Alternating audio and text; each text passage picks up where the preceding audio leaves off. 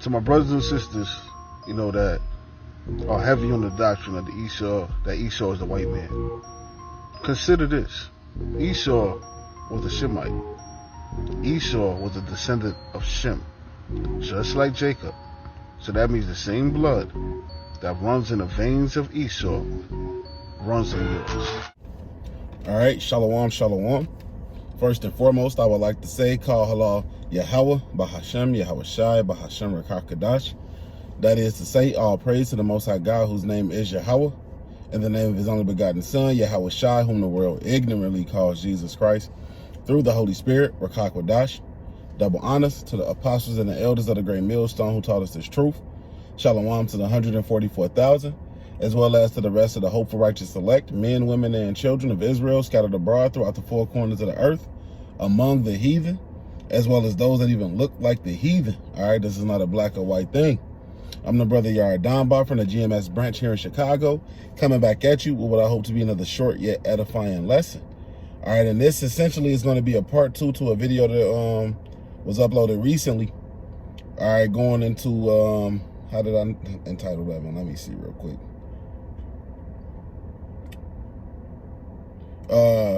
Proving Esau is the so-called white man. All right, in the previous lesson, we went through the physical lineage, tracing Esau from Esau all the way to Alexander the Greek. All right, which we know is a so-called white man in today's day and age. And we did that, and that's not to say that everybody who looks like a so-called white person is an Edomite, right? Because you have chocolate-covered Edomites. You have melanated people whose lineage goes back to Esau, Edom. That's the parable of the wheats and the tares, right? And then on the flip side of that, you have Israelites that look like Edomites. All right? So we understand that, but that's just to give the overarching view. Now, let's look at it from more of a spiritual and more of a prophetic lens, all right? Because you have to realize that's really how we can prove this. Because prophecy has to take course, man. We understand that the Lord is going to come back to a world ruled by Esau, and we see everything taking place for the Lord to come back now. We see the prophecies beginning to jump off the page. And who's in rulership, man? The so-called white man. All right? So we're going to do that, but without further ado, I want to go ahead and jump into these scriptures. So we're going to start here in the book of Genesis, the 25th chapter, and I start at verse 19. It says, "And these are the generations of Isaac, Abraham's son. Abraham begat Isaac, and Isaac was 40 years old when he took Rebekah the wife, the daughter of Bethuel, the Syrian of Padanaram, the sister to Laban the Syrian. And Isaac entreated the Lord Yahweh for his wife because she was barren. And the Lord Yahweh, entreated of him, and Rebekah, his wife, conceived. And the children struggled together within her and said, If I be so, why am I thus? And she went to inquire of the Lord Yahweh.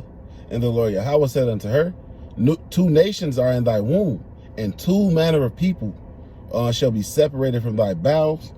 And the one people shall be stronger than the other people, and the elder shall serve the younger." So you've seen in the video, the original video that we're responding to, this guy's whole thing was, well, both of his, Jacob and Esau are twins, and both of their parents are black. So how can Esau be the so-called white man? You have to understand, these are 2 progenitors, man.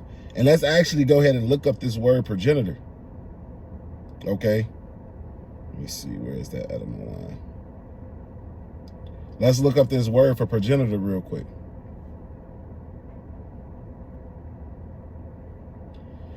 Progenitor, late 14th century, progenitoire, an ancestor in the direct line from the Anglo-Saxon Anglo-French progenitoire, mid-14th century, Old French progenitoire, 14th century, and directly from Latin progenitor, ancestor, the founder of a family. So these are 2 founders of families in Rebekah's womb. One came out Jacob, the other came out Esau. All right, so that's how we understand that these are 2 different groups of people. And on top of that, it shows you that, well, we are more closely related to the so-called white man than we are to the Hamites, who come from Ham. Okay? But that's not the point of this lesson. It's just showing you, I just said that to prove that we are not Hamites, man. We have no dealings with Hamites. All right. But let's continue reading in this Genesis, the 25th chapter. So Genesis 25 and 24 now.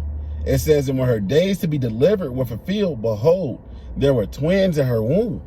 And the first came out red all over like a hairy garment, and they called his name Esau. Ishashua, wasted away as he. All right? Wasted away as he. His pigmentation was gone, man. And where does he get that from? That's the same thing that happened to Cain. Let's grab that real quick. And this is all proven through the spirit. Why would he come out so-called white? Right? Because there's no such thing as white people. Really, he's red, which is what Edom goes into, red. All right? And he's red because his blood is showing forth through his skin. All right? So let's go to Genesis. Salakia. Genesis 4 and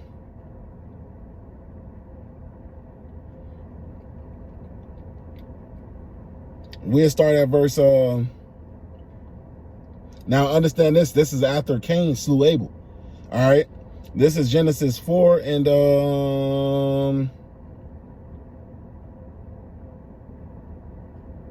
6. It says, and the Lord Yahweh said unto Cain, why art thou wroth, and why is thy countenance fallen? If thou doest well, shalt thou not be accepted, and if thou doest not well, sin lieth at the door, and unto thee shall be his desire, and thou shalt rule over him. And Cain talked with Abel his brother, and it came to pass when they were in the field.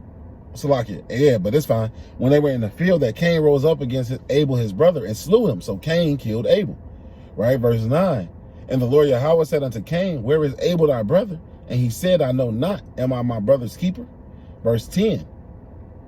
And he said, what hast thou done? The voice of thy brother's blood crieth unto me from the ground.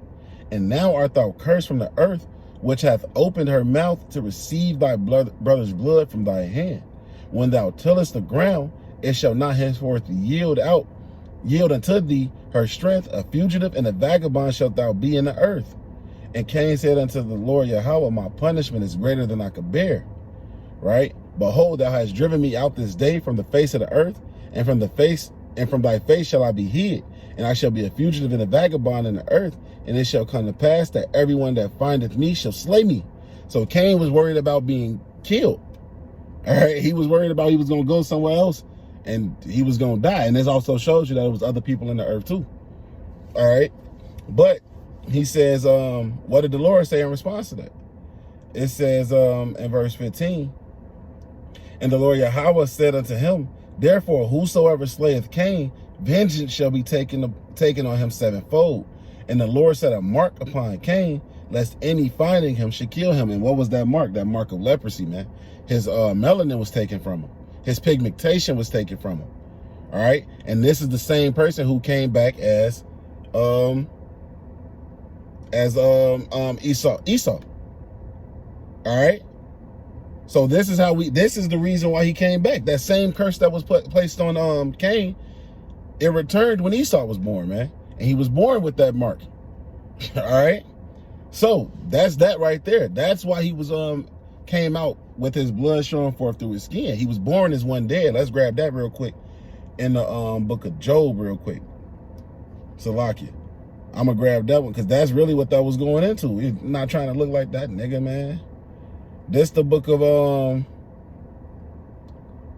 me see. I'm pretty sure it was in Job.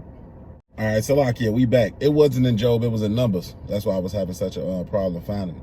This the book of Numbers. Job is where it talk about them being the wild men. This the book of Numbers though, chapter 12, and we'll start at verse I'll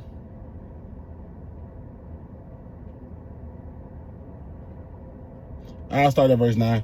Numbers 12 and 9, it says, and the anger of the Lord Yahweh was kindled against them, and he departed. And the cloud departed from off the tabernacle, and behold, Miriam became leprous, white as snow. And Aaron looked upon Miriam, and behold, she was leprous. And Aaron said unto Moses, alas, my Lord, I beseech thee, lay not this sin upon us, wherein we have done foolishly, and wherein we have sinned. let her not be as one dead, of whom the flesh is half consumed when he cometh out of his mother's womb. That's that wasted away. that pigmentation gone, man. You look like you half dead. You know, when someone dies, their body begins to become pale and so on and so forth, man. So this is the reason why he came back with this lack of pigmentation, man. This is why he came back different from everybody else, because the world was melanated at the time, man. For the most part. You know, again, we do understand that there was a thing of leprosy. All right. But just proving that point. But that's why. All right. Now, with that, now that that is handled, let's go deeper into it and talk about prophetically, man. Prophetically. Why we know that Esau, Edom, is the so-called white man. And as I said earlier, we know this because the Lord comes back to a world ruled by Esau. And we know through faith that we are in the last days, man, according to what the prophecies say. All right. Everything is lining up with what's going on today. All right. So now, how do we know that? 2nd Ezra, the 6th chapter and the 9th verse. Let's grab that.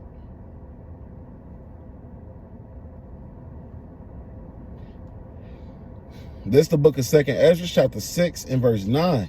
Actually, I'll start up a little bit. It says, verse 7. Then answered I and said, what shall be the parting asunder of the times, or when shall be the end of the first and the beginning of it that followeth? And he said unto me, from Abraham unto Isaac, when Jacob and Esau were born of him, Jacob's hand held first the heel of Esau. For Esau is the end of the world, and Jacob is the beginning of it that followeth. So, before the kingdom of heaven is to be established, right, Esau has to be ruling. And Jacob's kingdom is going to come right after that. That was the symbolism of Jacob holding Esau's heel when they came out the womb in that Genesis, the 25th chapter. All right, he was pulling down his kingdom. And through Yahweh Shah, that's what's going to happen. That's going to be the crushing of the toes. All right, so yes, Esau has to be here ruling. Okay, in the Zondervan's Compact Bible Dictionary, because you know people are trying to say, oh, Esau is done away with. Esau ain't even here. No. In the Zondervan's Compact Bible Dictionary, it says it's the place of great future judgment and the only neighbor of Israel who was not promised any terms of leniency. All right, so no, he's a great place of future judgment, and let's prove it. This is the book of Isaiah, the 63rd chapter, starting at 1. It says, who is this that cometh from Edom with dyed garments from Basra? This that is glorious in his apparel, traveling in the greatness of his strength, I that speak in righteousness, mighty to save. So he said he's coming from Edom with dyed garments from Basra. So this is who's ruling the world when our Lord Yahweh Shai returns, man. And he's going to, this is the great future judgment. Verse 2, it says, wherefore art thou red in thine apparel, and thy garments like him that treadeth in the wine fat? I have trodden the winepress alone, and of the people there was none with me. For I will tread them in mine anger, and trample them in my fury. And their blood shall be sprinkled upon my garments, and I will stain all my raiment. For the day of vengeance is in my heart, and the year of my redeemed is come. And I looked, and there was none to help, and I wondered that there was none to uphold. Therefore my own arm brought salvation unto me, and my fury it upheld me. All right, so that proves that our Lord is coming back to a world ruled by Esau, Edom. And it's even proved even further when you look into Daniel. Let's get Daniel the 7th chapter real quick. All right, because this is why they uphold in this society, they uphold Alexander the Greek so heavily, man. Is because he was the beginning of the reign of the Edomites. All right, so this is the book of Daniel chapter 7. And is this the one where it say he's the king of Grecia?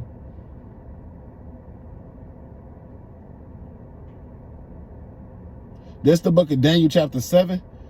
And starting at verse, we'll just get straight to the point at verse 6, because you understand that the first beast, right, that was representative of the Assyrian Babylonian Empire. Then you had the Medo-Persian Empire was the second beast.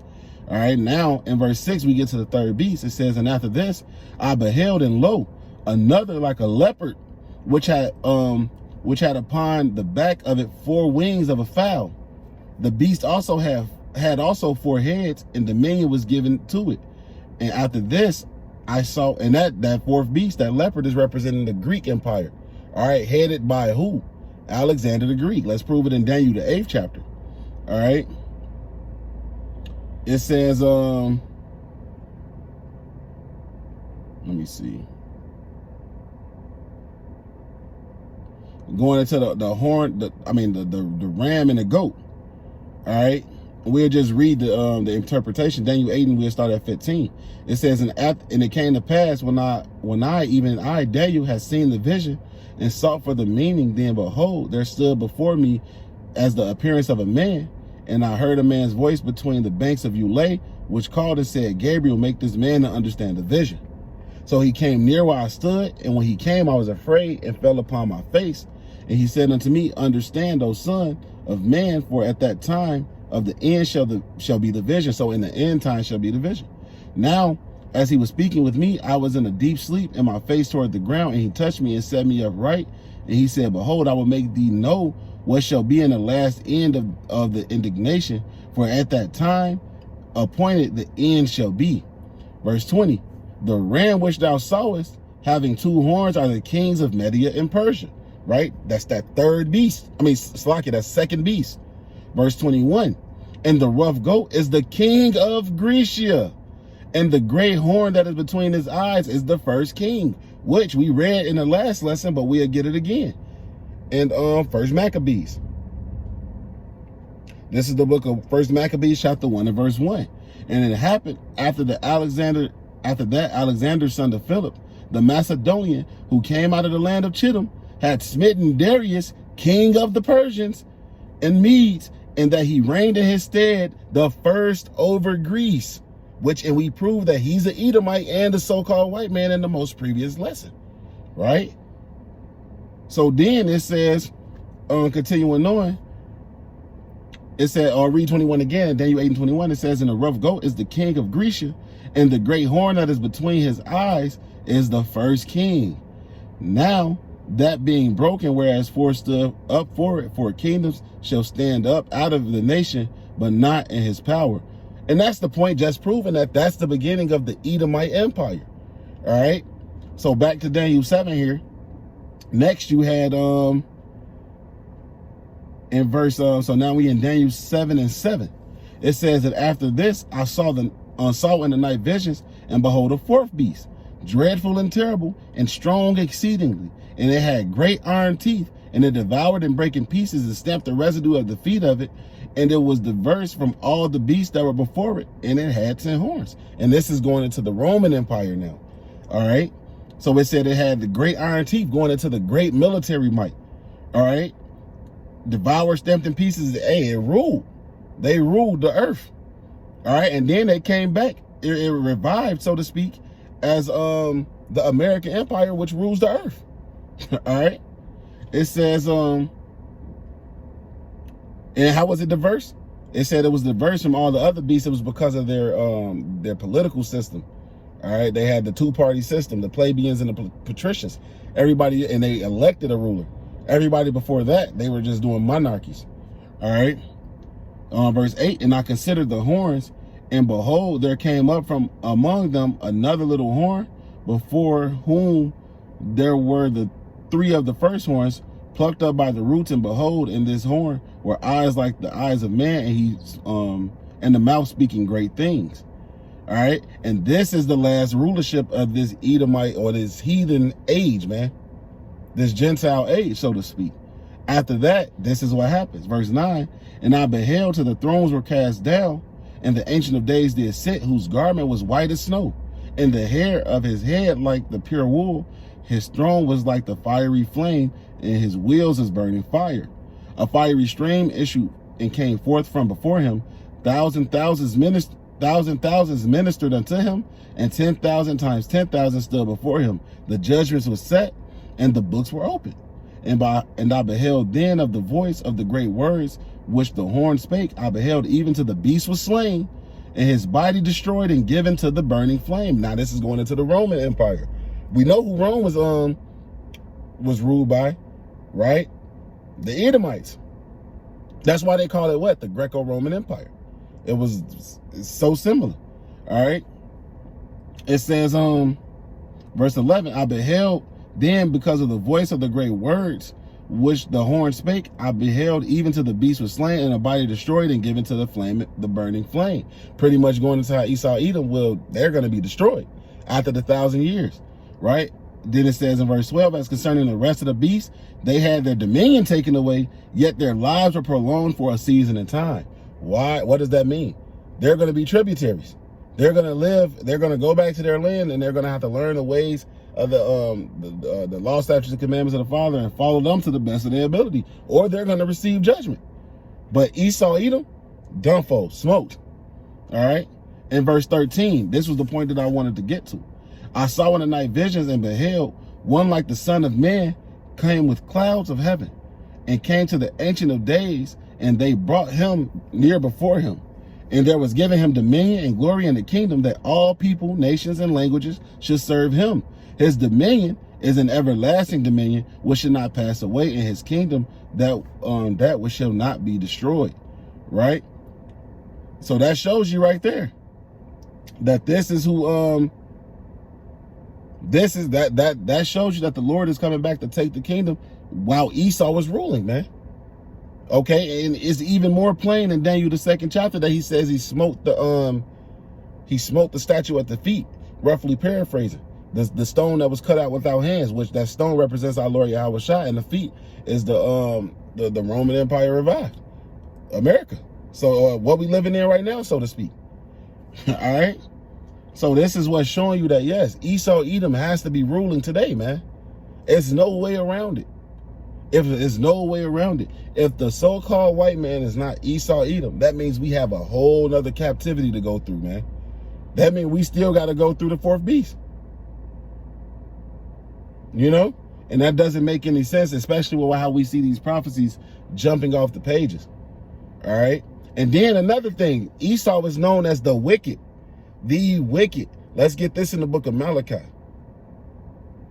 And again, this is how you spiritually discern that Esau Edom is the so-called white man. Malachi, the 1st chapter, I start at 1. It says, the burden of the word of the Lord Yahweh to Israel by Malachi. I have loved you, saith the Lord Yahweh. Yet ye say, wherein hast thou loved us? Was not Esau Jacob's brother, saith the Lord Yahweh?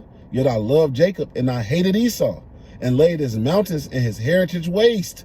For the dragons of the wilderness wasted away is he, because he's wasted away in every way. All right. Verse 4. Whereas Edom saith, we are impoverished, but we will return and build the desolate places. Thus saith the Lord Yahweh of hosts, they shall build, but I will throw down. They shall call them the border of wickedness, and the people against whom the Lord hath indignation forever. So they are the border of wickedness, man. So what happened when the wicked came into authority? This is the book of back to 1 Maccabees chapter 1, and I go to 7 now. It says, so Alexander reigned 12 years and then died, and his servants bare rule every one in his place. And after his death, they all put crowns upon themselves. So did their sons after them many years, and the evils were multiplied in the earth. So yeah, when the wicked get into place, wickedness increases, man.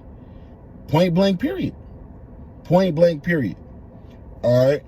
So now let's get a few more prophecies that show you. No, daughter Babylon. Let's get a few more prophecies that show you that the so-called white man is Esau Edom. All right, because this is Isaiah 47.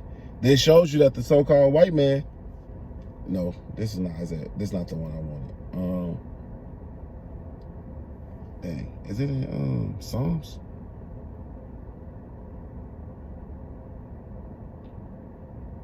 Yeah, it was Psalms. Salaki. This shows you that Esau Edom is synonymous with the daughter of Babylon, or Babylon the Great. This is the book of Psalms, chapter 137 and verse 7. It says, remember, O Lord, the children of Edom in the day of Jerusalem, who said, race it, even to the foundations thereof. O daughter of Babylon, who art to be destroyed, happy shall he be that rewarded thee as thou hast served us. All right. So there you go, showing you that Edom is synonymous with the daughter of Babylon. And it said, who art to be destroyed. Now let's get this. Let me see. Let's grab this one now.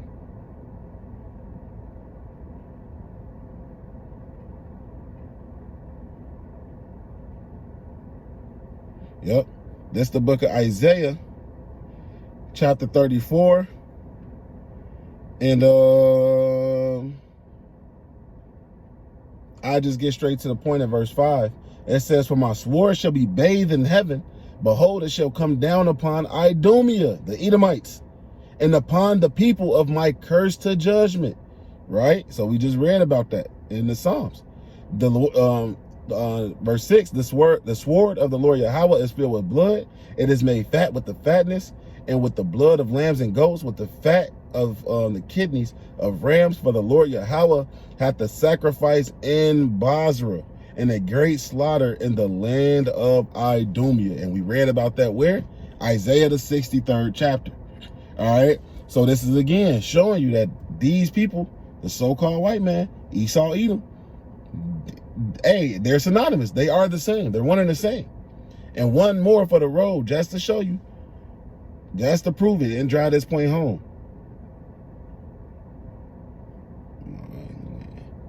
In the book of Ezekiel, I think it's Ezekiel 36. Yep. This is the book of Ezekiel chapter 36, and I start at 1. It says, "Also, thou son of man, prophesy unto the mountains of Israel, and say, ye mountains of Israel," Salakia. "Thus saith the Lord Yahweh, because the," Salakia, I'll start over. Ezekiel 36 and 1. "Also, thou son of man, prophesy unto the mountains of Israel, and say, ye mountains of Israel, hear the word of the Lord Yahweh. Thus saith the Lord Yahweh, because the enemy hath said against you, aha, even the ancient high places are always in possession. Therefore, because prophesy and say, thus saith the Lord Yahweh, because they have made you desolate and swallowed you up on every side, that ye might be a possession unto the residue of the heathen, and ye are taken up in the lips of talkers, and are an infamy to the people. Therefore, ye mountains of Israel, hear the word of the Lord Yahweh. Thus saith the Lord Yahweh to the mountains, and to the hills, to the rivers, and to the valleys, to the desolate wastes, and to the cities that are forsaken, which become a prey and derision to the residue of the heathen that are around about." Right? In verse 5, getting to the point, it says, "Therefore, thus saith the Lord Yahweh, surely in the fire of my jealousy have I spoken against the residue of the heathen, and against," who? "All Idumea, who have appointed my land into their possession, with the joy of all their heart, with despiteful minds, to cast it out for a prey." So this said that what? The Idumeans, the Edomites, will appoint the Lord's land, which is the Holy Land, into their heritage. Who's in the Holy Land today, man? It don't get no something more simple and plain than that, man. All right? So, yes, spiritually, physically, spiritually, prophetically, in any way, shape, form, or fashion, when you really look into it and really get into it, the Edomites is the so-called white man, man. All right, so Lord willing, this was an edifying lesson. With that, I'm going to say, Call Halal Yahweh, Bahashem, Yahweh Shai, Bahashem, Rakakwadash. Double honors to the apostles and the elders of the great millstone who taught us this truth. Shalom to the 144,000, as well as to the rest of the hopeful righteous elect, men, women, and children of Israel scattered abroad throughout the four corners of the earth, man. Shalom, Kwam Yasharallah, Wa Abba.